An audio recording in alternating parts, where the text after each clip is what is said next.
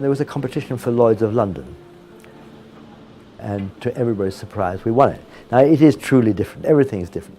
I mean, if we were building more or less a fun palace in Paris, this is a club.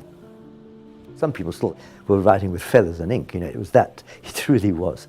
It was backward only in the process.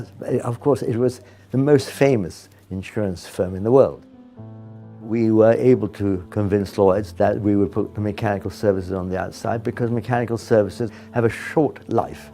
Things which have a short life we'll put on the outside, keep the floors clear, because Lloyd's said they wanted two things. They wanted a building that would last into the next century, we made that one, and they wanted a building which would meet their changing needs.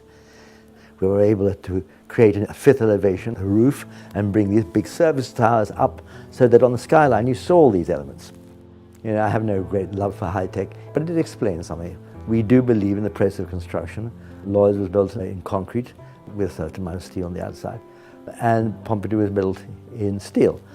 I know we've just finished an airport in Madrid, where the interiors is wood. I suppose one would like to think one uses the appropriate materials, but of course appropriate materials are also shaped by the time you live in, where you live in. It's shaped by the machinery you yourselves are using here.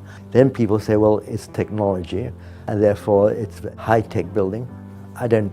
It's a bit too easy, but it's okay.